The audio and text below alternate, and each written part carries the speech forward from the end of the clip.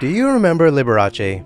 I sure do. Unfortunately, as more and more time goes by, this legend is being quickly forgotten. During his lifetime, Liberace was one of the most famous entertainers in the world. As a result, he was rolling in dough. He owned 11 homes throughout his life, including properties in Malibu, Sherman Oaks, the Hollywood Hills, Beverly Hills, Lake Arrowhead, Las Vegas, Lake Tahoe, and Trump Tower in New York.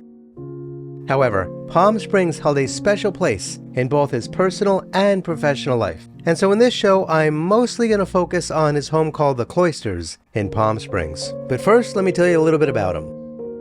No one seems to know how to pronounce his first name. I've mostly heard Waju and Vlatsu. If you know for sure, feel free to let me know. His middle name was easy, Valentino, and his last name, of course, was Liberace. To make life easy for his friends, they simply called him Lee. His family, however, called him Walter. He was born on May 16th, 1919. He was an American pianist, known for his flamboyant persona and dazzling performances. He was a big deal. And honestly, when it comes to Liberace's career, you kinda had to see it to believe it.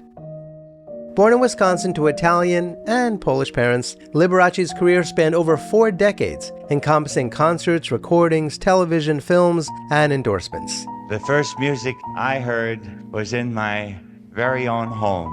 I was surrounded with it.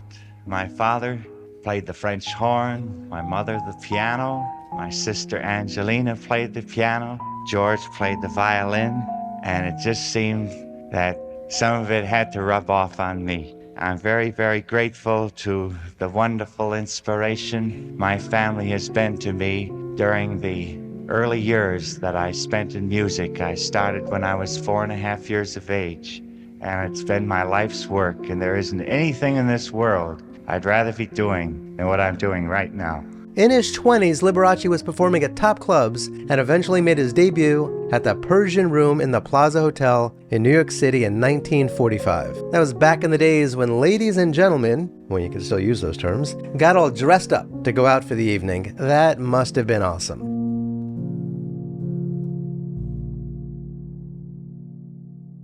During this period, Liberace focused on perfecting his act, introducing the candelabra as his signature prop, inspired by the Chopin biopic, A Song to Remember, in 1945. He began using Liberace as his stage name, emphasizing in press releases that it was pronounced Liberace. Liberace. Say that 10 times. Liberace. By 1947, he was promoting himself as Liberace, the most amazing piano virtuoso of the present day.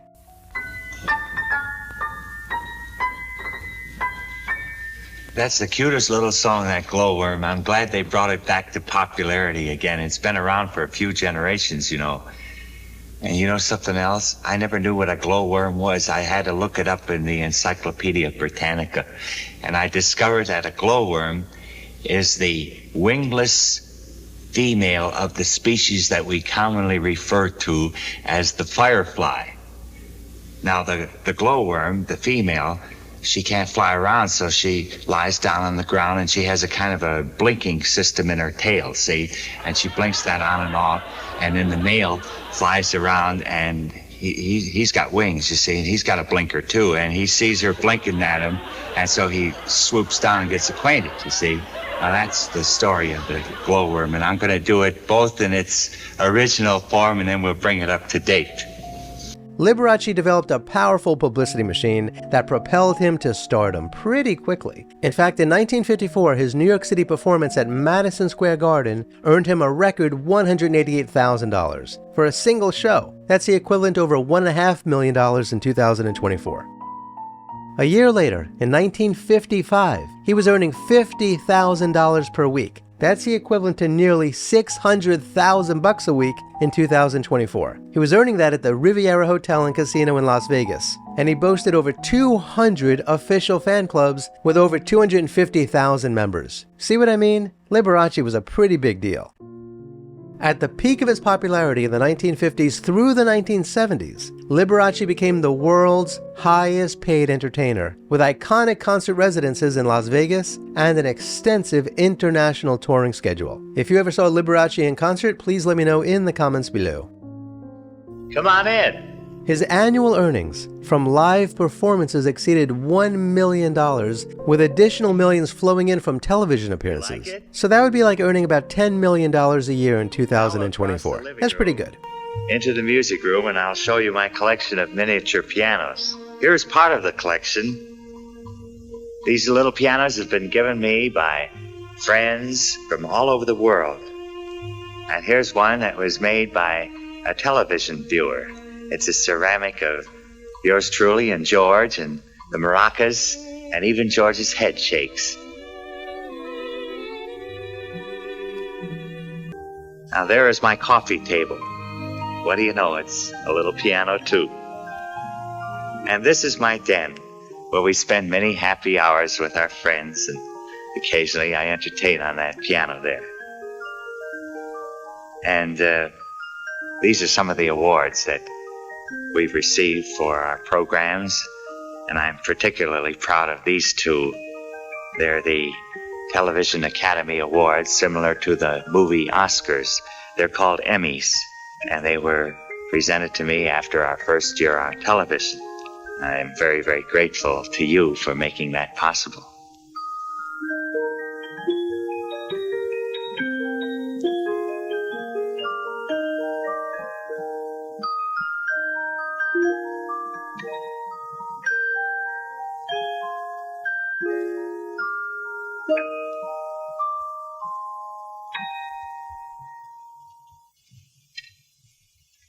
Well, ladies and gentlemen, do you like my house? Frequently featured in major magazines, Liberace cemented his status as a pop culture icon and a superstar of his era. Liberace never had a wife or children, so he spent extravagantly on jewelry, automobiles, clothes, antiques, and he sort of collected mansions. This is the bar, the piano-shaped bar off the pool area. And on either side of the bar are cabanas and dressing rooms. And the pool, we're actually looking at the back end of the house. It's very difficult to photograph the front of the house because it's on a very steep hill, and it's only been photographed once from the front, from a helicopter. But I didn't have one handy for you today, so we're seeing it from the back, from the pool area. This home, which is in Hollywood, by the way, is only a couple of minutes from Sunset Boulevard, which is one of the main thoroughfares. And yet it has amazing privacy. His favorite residence was the Cloysters, his Mediterranean-style mansion in Palm Springs. Situated in a serene and picturesque area, the location at the intersection of Alejo and Ballardo Road provided a peaceful retreat just blocks away from the beautiful mountain foothills. The original home was built in 1926 by Alva Hicks, a master carpenter, born in 1884, who moved from New York to Los Angeles in 1912, and then a year later in 1913, he ventured to Palm Springs. Throughout the 1920s and 1930s, Hicks built some of the area's most distinguished homes. He also built the Ingleside Inn, which remains in operation today. He also built many of the Desert Inn structures, along with the home of oil bigwig Tom O'Donnell, which you could actually check out today if you were in Palm Springs. For years, the house that Liberace would buy was a private residence in a quiet neighborhood. It was then acquired by a nearby church, supposedly for nuns to live in. But that story might not be accurate. It's possible all the stories referred to the house next door that Liberace later bought, which I'll talk about that soon.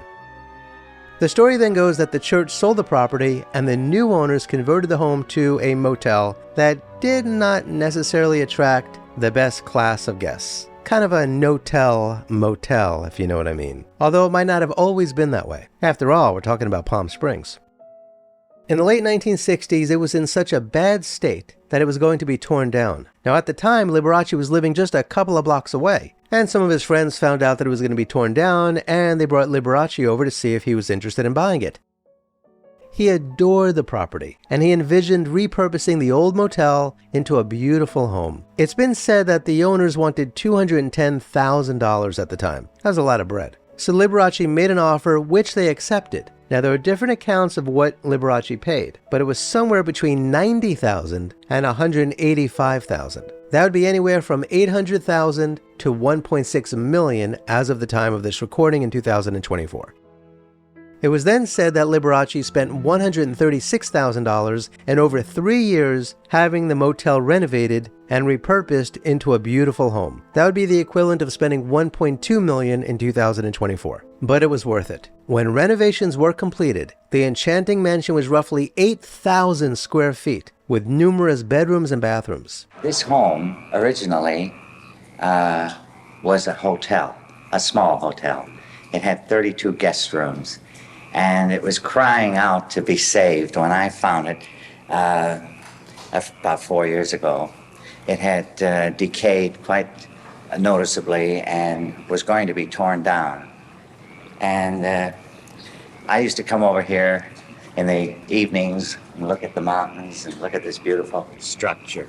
I felt that it was worth saving, so I bought it and I turned it into a private home. 7 of the former cubicle-sized motel rooms became Liberace's master bedroom. This is the master bedroom at the Cloysters. Most of the furnishings in this room are French Empire and Louis XV. It has a vaulted ceiling, and the most priceless possession in this room is the Louis XV desk, which was presented to Tsar Nicholas II of Russia, and on which the Franco-Russian alliance was signed. Most of the furnishings in this room were acquired through the purchase of a museum in Pensacola, Florida, and the desk is truly priceless, and it is insured for $275,000. As you can see, the dogs have the run of the house. Everybody says you have 2 beds in your bedroom. Well, one of them's for the dogs, and the other's for me.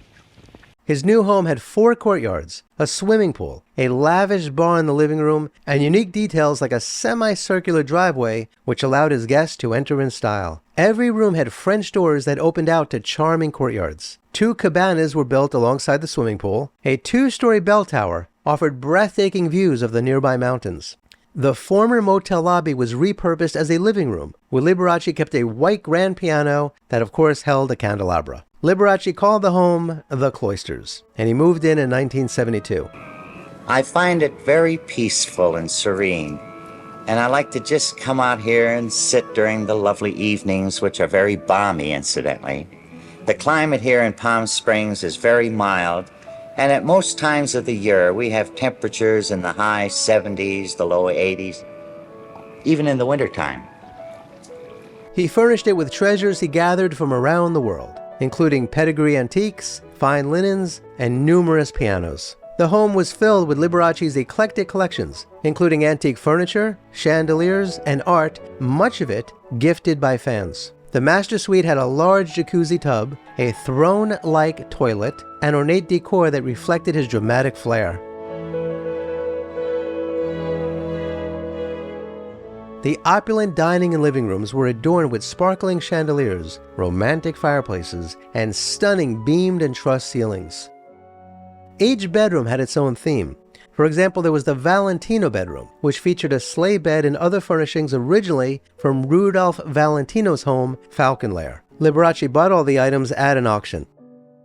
There was also a vibrant safari room, which was adorned with a tiger painting, a lion tapestry, and a life-size horse sculpture. I wonder who had a safari room first, Liberace or Elvis? If you happen to know, kindly let me know in the comments below. Check this out. In his house, Liberace built a shrine dedicated to Saint Anthony, and he supposedly spent a lot of time in there praying. He was very religious, don't you know? The Cloysters is faced on one end by the master bedroom and on the other end by the shrine to Saint Anthony. This is also a wonderful place to contemplate and find peacefulness. All the artifacts in this room come from churches that are now torn down. I found most of them at various auctions in Europe and around the country. The stained glass window, for example, is from Providence, Rhode Island. And since I live across the street from the Catholic Church, I am visited frequently by members of the church, and the entire house has been blessed by the local bishop. The home had several dining areas. They range from an airy window-lined alcove with a Mexican tile floor to a formal dining room with heavy, carved, old Spanish furnishings. The main dining room of the Cloysters. I call this the William Randolph Hearst room because most of the furnishings in here very closely resemble those in San Simeon, which was the residence of William Randolph Hearst. One afternoon I was visited by William Randolph Hearst's son, and he brought over some photographs of furnishings that he thought I might be interested in that would suit the architecture of this home. And when he showed me the pictures, they were almost identical to the furnishings that you see in this room. So I thanked him and said I already had them.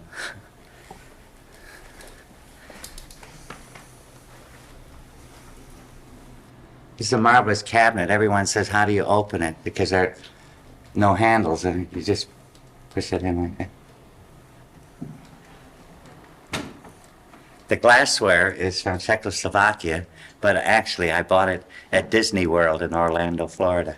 The candelabras are from a Spanish church. I have a pair of them, one on either side of the fireplace.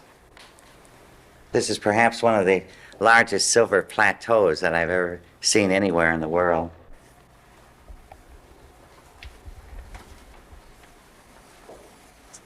Here's a marvelous cabinet I found in the East. It's from Italy, and it serves a lovely purpose.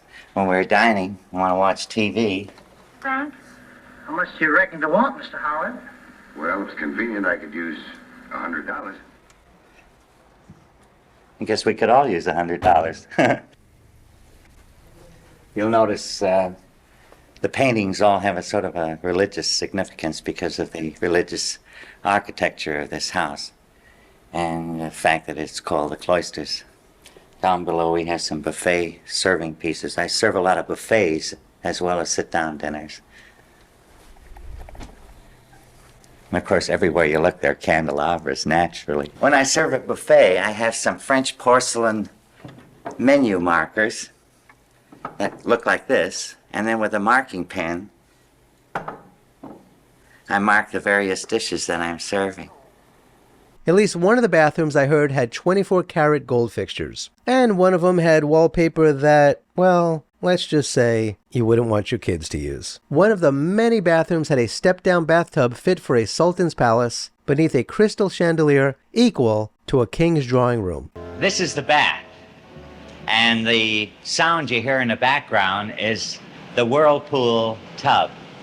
It's a marvelous, relaxing, sort of therapeutic kind of bath.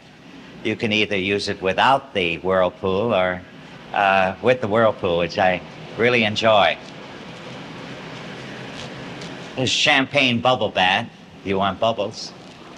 Since the room is completely surrounded by mirrors, you can see reflections wherever you look. Reflections of the chandelier, the ferns. In fact, they go into infinity.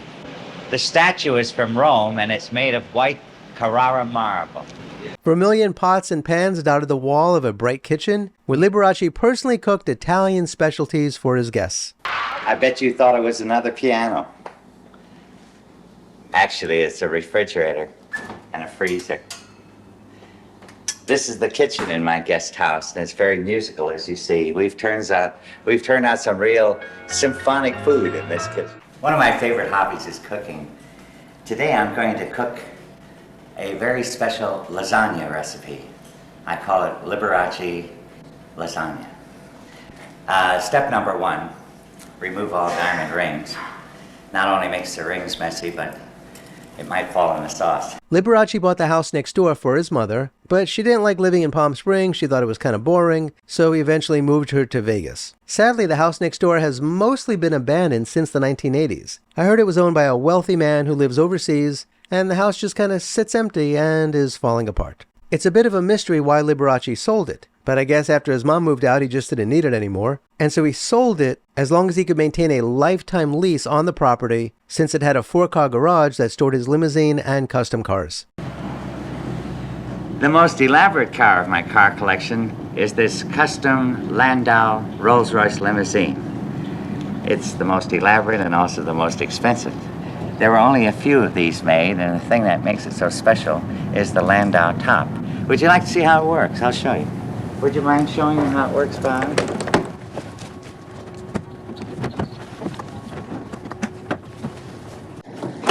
There you go.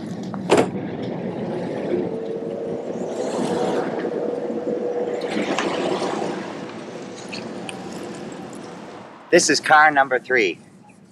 And as you can see, it has piano keys going all along the side of the station wagon.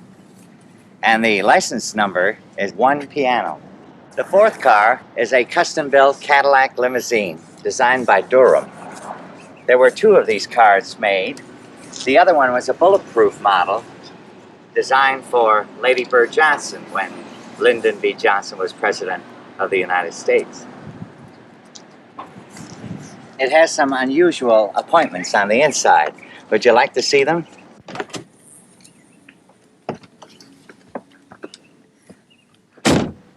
I had a bar designed for this car by Coachcraft, who does work on Rolls Royces. And it's quite unique in that I'm sorry, I'll have to do that over. And this is car number 5. This is an English taxi cab. It's a 1957, and I bought it in London, and I had it shipped to the States.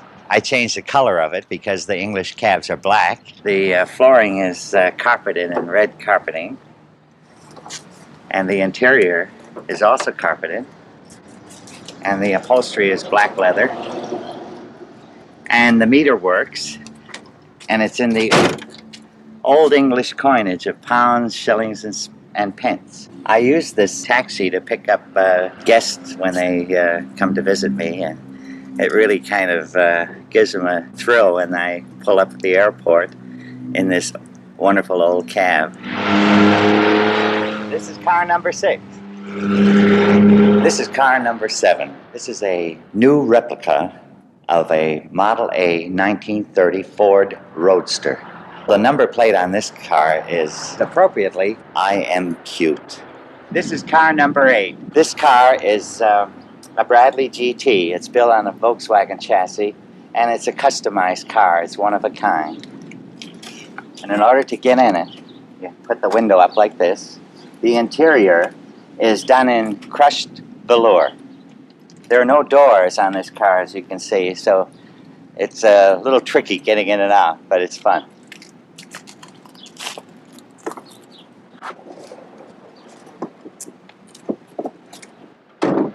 Well, I showed you some of my pet toys and my cars, and I've come to the conclusion that I'll have to put this little sign up somewhere in my home. The difference between men and boys is the price of their toys.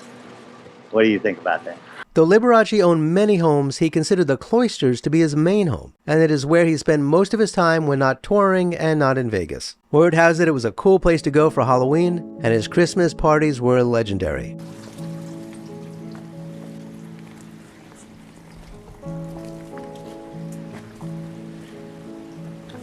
These are the director's chairs that I had made up last Christmas. Instead of putting name cards on all the gifts, I had names put on the chairs in front of the gifts for all my guests and friends and family. And then when they took their gifts home, they took their chair with them. This is the gazebo. It's at the far end of the property, and it's a lovely place to have lunch under the grape arbor. When the grapes are in season, all you have to do is reach up and pick a bunch, and they're very sweet, seedless grapes. The garage was converted to a family room in the late 1970s. Interestingly, that is where Liberace spent his final days. From that room, he could hear his loyal fans outside having a vigil as they awaited news of his death. Yes, his fans knew that he was dying, and they spent time outside of his home waiting for the news that he had passed away. Liberace knew this, and word has it he was happy to hear his fans outside and how much they cared about him.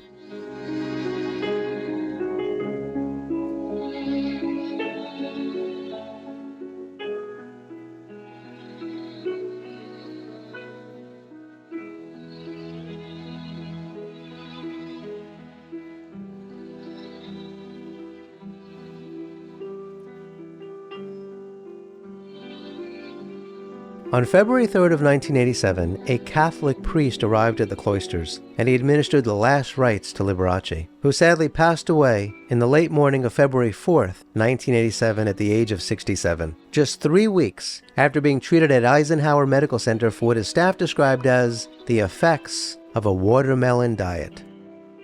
Now that's not as silly as it sounds. You see, toward the end of his life, Liberace was indeed on a watermelon diet in hopes that he could cleanse his body of the virus that was killing him.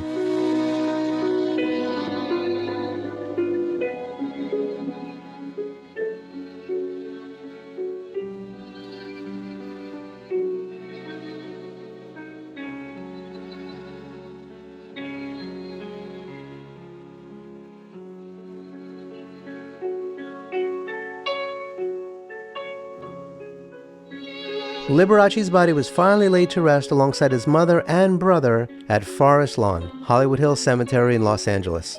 I would like to be remembered as a kind and gentle soul, and as someone who made the world a little better place to live because I had lived in it. I would like to think that my music would be remembered, and also some of the beautiful things that I have collected in my homes.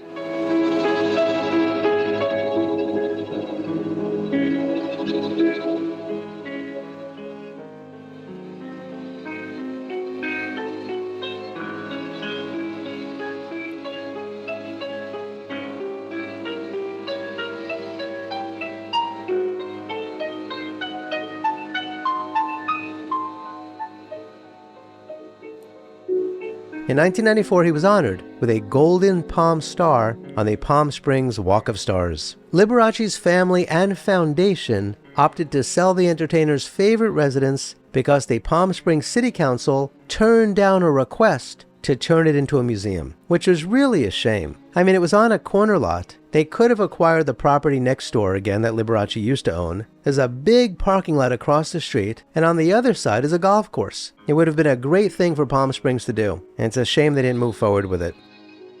Either way, proceeds from the sale benefited the foundation and educational scholarships. The property was purchased by a gentleman named Stephen Hemming for roughly $800,000, give or take 50 grand, who restored it and hosted legendary parties there for the next 20 years.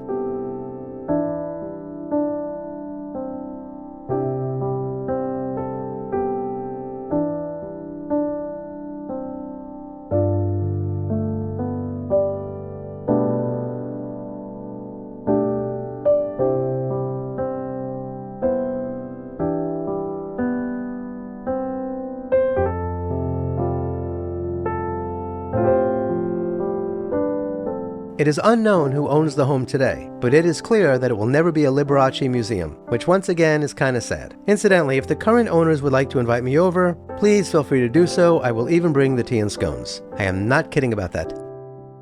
Incidentally, the Liberace Foundation for Creative and Performing Arts was established in 1976 by Liberace, who generously endowed it with his personal collection and $4 million in cash. That was back in 1976. That's a lot of bread. That's a lot of bread today. It sure was a lot of bread back then. He expressed his desire for the foundation to share his good fortune with aspiring musicians at the beginning of their careers. The foundation later purchased the entire shopping plaza at the southwest corner of Tropicana and Spencer, which was subsequently renamed Liberace Plaza.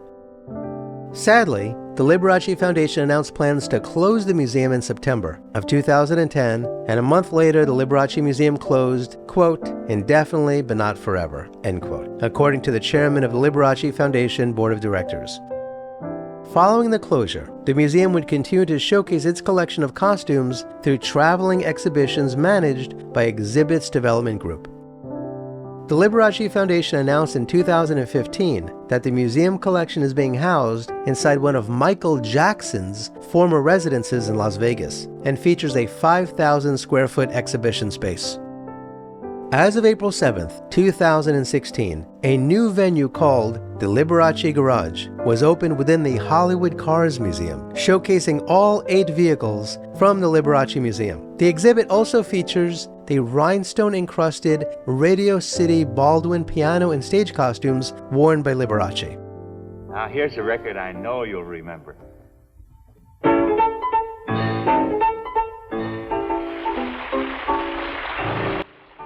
I don't know about you, but I really wish there was one place that was an incredible Liberace museum. And so if there's any wealthy men and women who could help make that happen, please do so.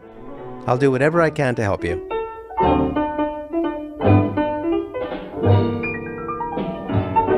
So, what do you think of the Cloysters when it was owned by Liberace? If you were rolling in dough, would you live in a place like that? You know I would, especially in Palm Springs. Weather there is incredible. Kindly remember to like, share, and subscribe, and hit the notification bell, because there will be more shows like this one, and I hope you check those out too. This channel is sponsored by campfireshop.com, where you could order the highest quality and exclusive candles, herbal supplements, teas, and more. So if you want to see more shows like this one, please go to campfireshop.com and buy a bunch of stuff. It really helps me out a lot. I'd also appreciate it if you could become a member of my channel and or join me on Patreon, where you can watch exclusive walk-in tours of cool places I've been to. You could also leave a super thanks in the comments below. You know that Liberace was a big animal lover, right? He had a ton of dogs. So kindly be kind to all of our fellow earthlings and please do not harm them. And do yourself a favor and go to a local shelter and adopt a cat or a dog or both. You and they will be very glad that you did. Until next time, I wish you safe travels on all your journeys. I'll be looking at the moon, but I'll be seeing you.